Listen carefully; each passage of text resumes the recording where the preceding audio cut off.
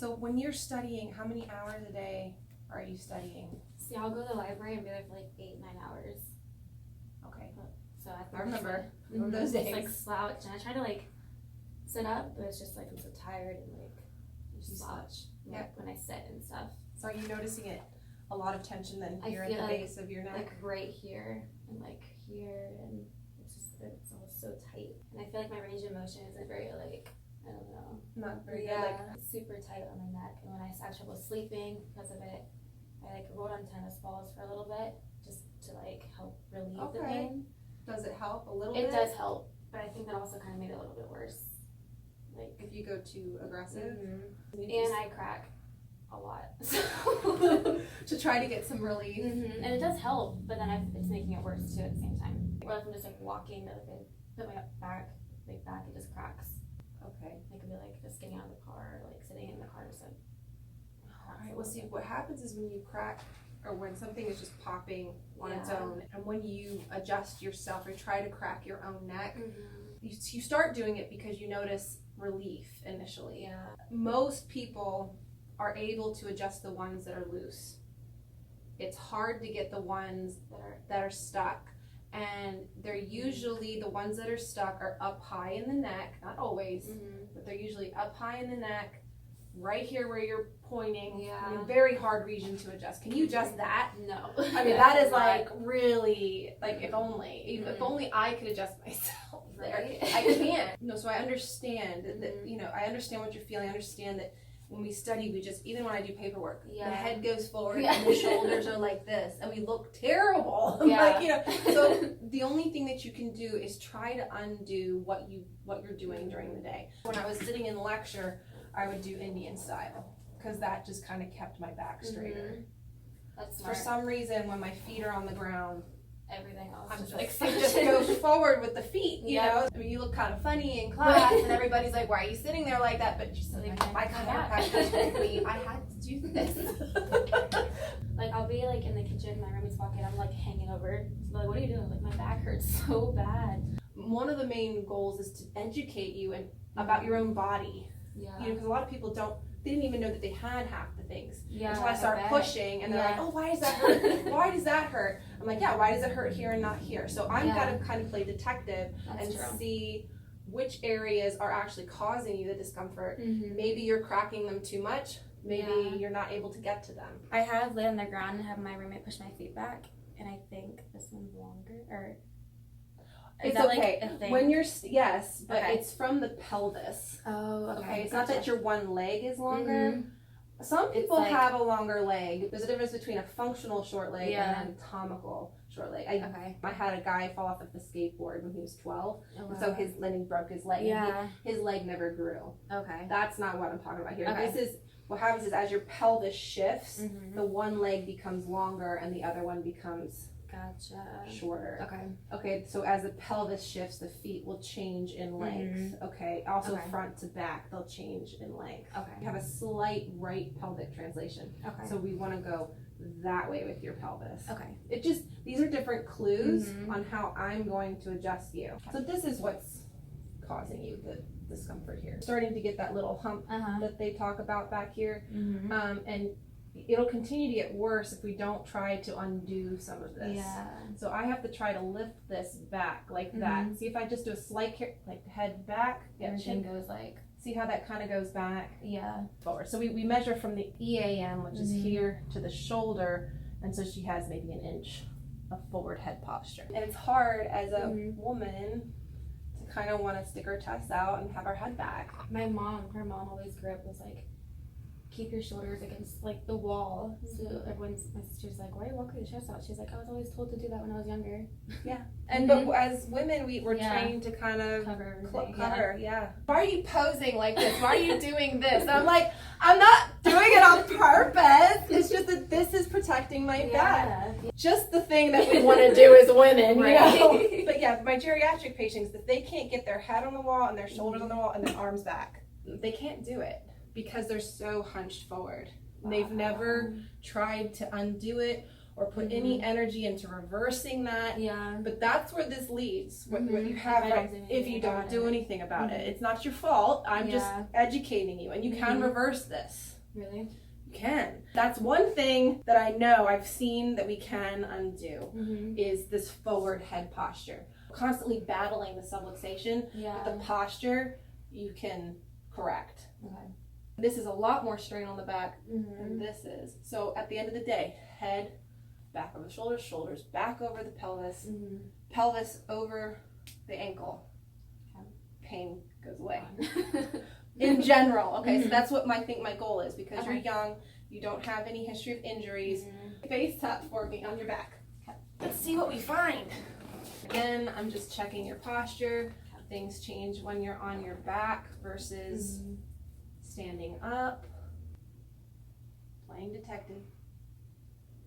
Okay, typical right atlas. We've got some smiled edema. Okay, right up in here. And usually I'll find some right here. A little tenderness in there. All right, yep, your classic 80% of the population. Okay, yeah, so big trigger points. Big trigger points right in here. Right over the occipital groove here. You okay? Feels good. Here we go. Yeah, right in there. This might not feel too good, but let me get that. There we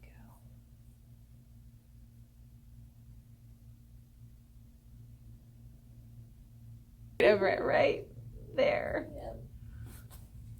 Smooth that out. Take that back. Again, we're going in the opposite direction that you look all day. You look all day this way. We're going the other way. Take this all the way up, and then I'm taking the whole group of muscles and just holding it here, waiting for it to relax. Right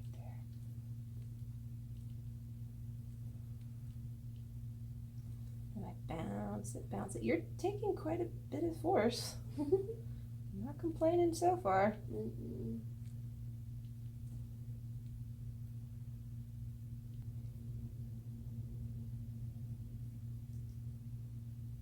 It's all computerized or something, like a robot. That would be interesting. One day, maybe. So you born and raised here in Florida? Yes. Florida girl. I can't truly call myself a Florida girl, but I did spend the first 2 years of my existence in Iowa. Oh, wow. But ever since then, I love it. It's so pretty here. I've been all around the country. I mean, all around. And we still wound up right back where we started. So what is that right there? Okay, T1 rib. We call it T1 rib. It's the top rib that you have. Okay, it's the first one, right? We have 12 sets. This is the top one.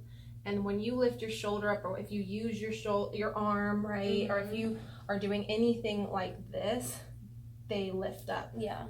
And so then what happens is that the muscles over it, they get tight and irritated, and they build up kind of like a callus. And when you feel that crunchiness, that's why you see me digging in these guys. This is what I'm digging at right here. Okay. I don't know if you can see that, Linnea. It's hard to see that. You'll see it pull up into here, right there. Can you see that on camera? So every time she lifts her shoulders, it's the same muscle. Gotcha. Okay, so I'm trying to relax that back down. Because you're saying you have shoulder pain. This is the one. Okay, this is the one. Exactly, like right. This is the shoulder hurts the worst in. This one? Like right in that area. And does it go down into your arm at all? Like kind of here? like right here. Okay, so. Like all right there. I'll get it. Okay. Don't worry. You know I'll get it. Tightness up at the base of the skull. Right there. Wiggle, wiggle, wiggle. Joints like to be wiggled. I'm right on the joint right there. You ready? Yes. Right here at the upper neck. Oh man. Right here. I got you. It'll be over real quick. Right here. Think thoughts. Oh. Did you already crack this one? No. Okay. right here. There we go. That was a lot of cracking though. Feels good. Here we go. Right here. I got you right here. Good. One down. Right here. There it is. Yay! It's been sunny though the past, like really hot in Tallahassee. That's what it is.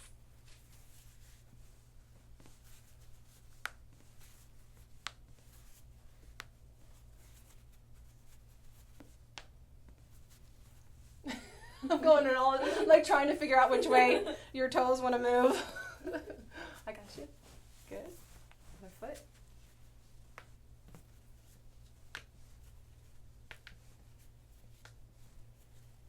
Baby toe. Baby toe.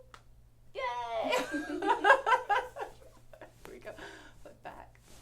Okay, definitely a lot more mobility on this side. Okay. I don't know if you could see that. See that? Not as much. It still moves. It moves. But it's not as like. It's not as much. So I'm kind of wondering, because you said in the beginning, this side pops and cracks, and this side doesn't. So maybe that's. It's all coming, because the left side of your neck didn't move as much as the right. Yeah. I think you're just that way from head to toe. It's those nails, huh? It is. Struggle. The struggle is real.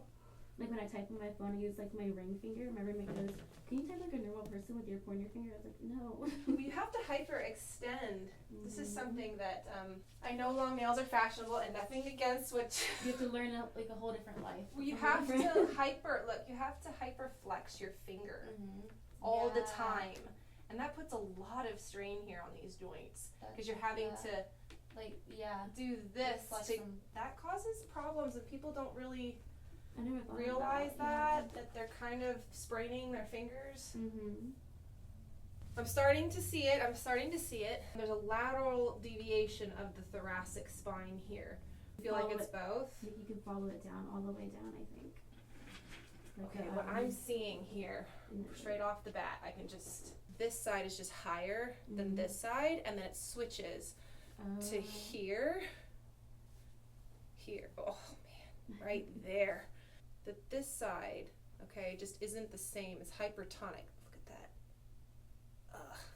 Left high shoulder. You do say it's worse on the right, but recently it's been hurting more over here. Here we go. Deep breath in, all the way out. Perfect. And again.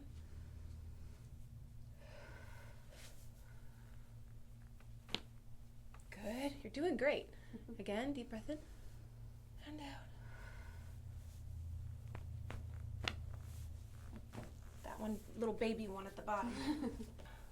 All the way out. Oh man, this feels so sore. Oh, look at that. Nope, I'm gonna have to work on that. This is what we look for. So can you see the foot lifting up as I press here? Yeah. And then we press here. I'm not sure if you can see that this side doesn't move quite as high as this side when I press down. When I push down on this side really just rocks up. This side, not as much. This is her anterior side. This is the side that's rocked forward, and this is the side that's popped up. You're like this, okay? I need to come in here and unwind it that way. That might even feel good pressing it this way. It does, yeah. Right. Whereas if I go this way, it's like, ow, you're cramping me. Yep, and then now we're going to do this. Any pain? No. Pain? Pain? No. Okay. Any pain here? Here? No. And here? No. Okay, then down. I'd say she's a good candidate for an adjustment, down, pelvic adjustment. All right, now we're going to get to work. Here's where I'm getting stuck a little bit.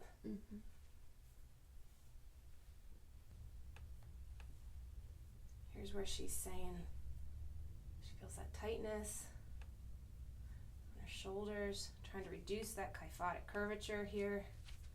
Press into it. This is the sitting right there.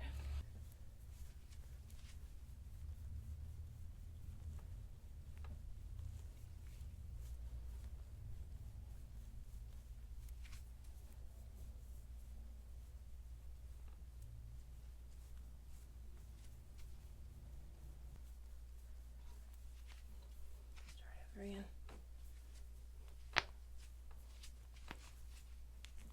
Good.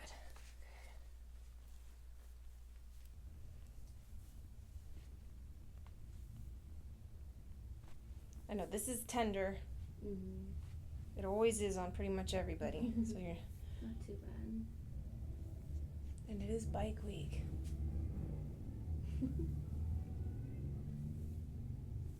So this is the side that's really, really tight on her. Okay, here then I go for the kill. Here we go. Hold down that SI joint on the opposite side. Pull.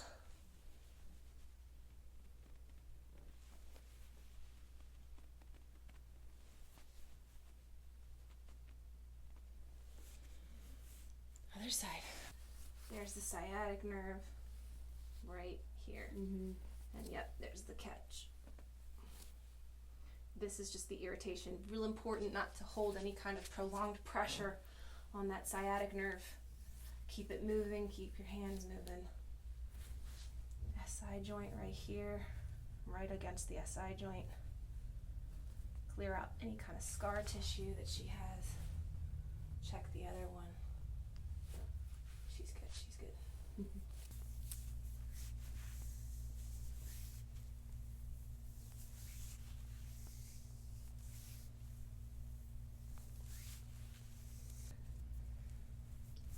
I see it now. It's like it wiggles kind of. Mm-hmm. Can't stay on it. Yeah, it's right here. I wasn't sure with the shirt on, but now that I'm actually getting down in there, I see it. You're right. Always listen to your patient. Always listen to what they're telling you.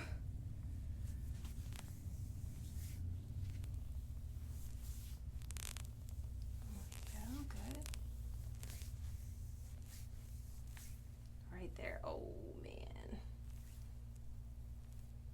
Right here she's got a problem. Right into the QL too. Right there.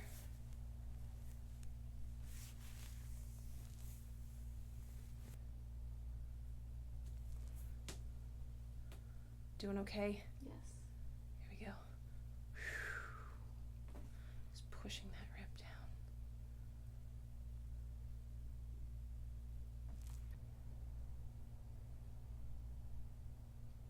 I'm waiting, just waiting for it to relax.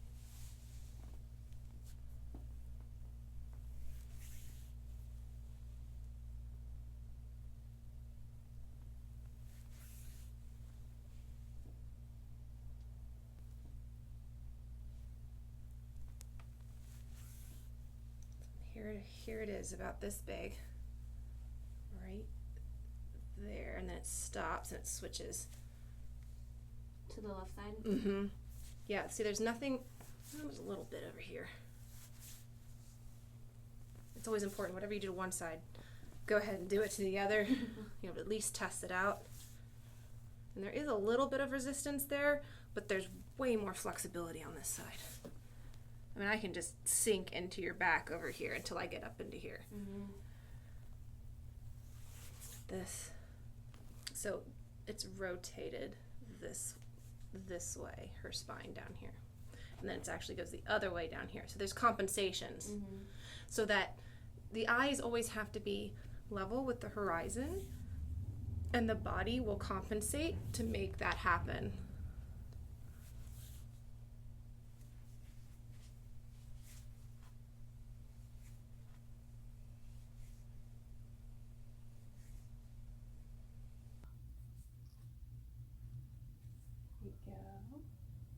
It's almost out.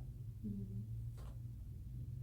Gotta get every little facet of the muscle. That's why I use my thumb, so I can get the right angle.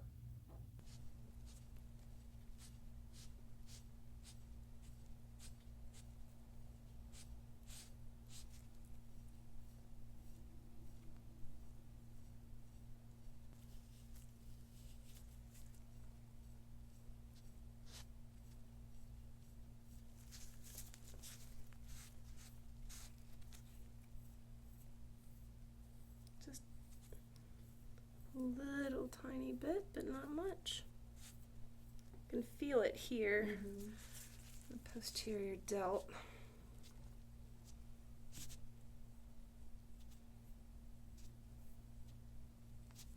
I think that's all I'm gonna get.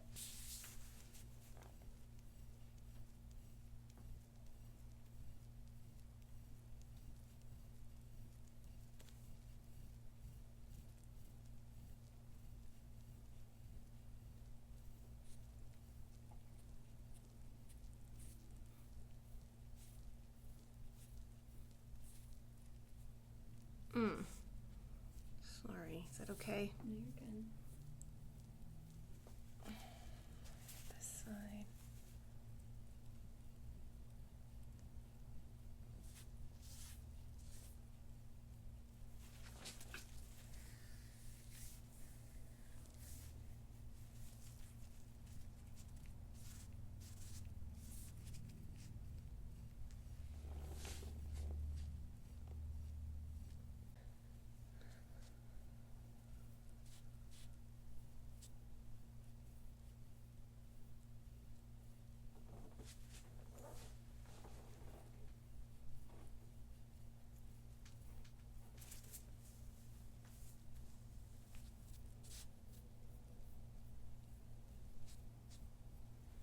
This one kind of hurts a little, I'm sorry.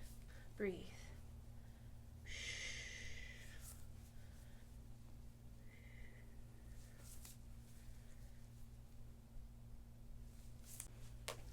It's right there. And again, you can see it flicker up into her neck. So it still hasn't relaxed. Oh. That is a real issue. Sometimes when you work on the back over and over again and it's not letting up, underneath the clavicle there'll be one.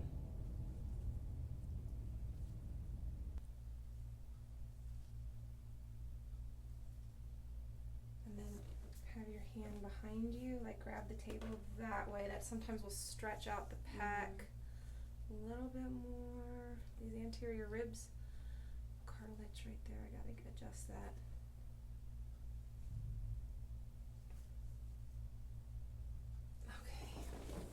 Back to this one.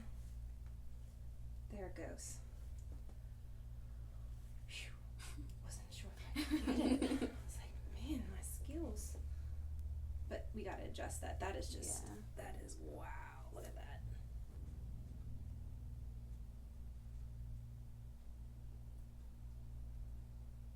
Is it real painful? No, not too bad. Okay. She's tough.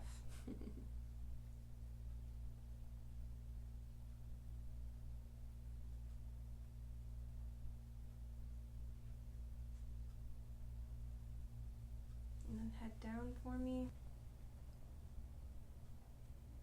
Does that hurt you okay? I'm good.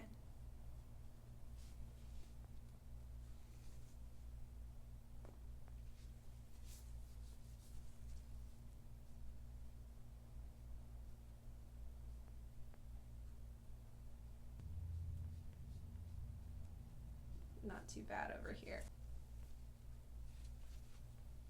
Just on the front of her rib cage.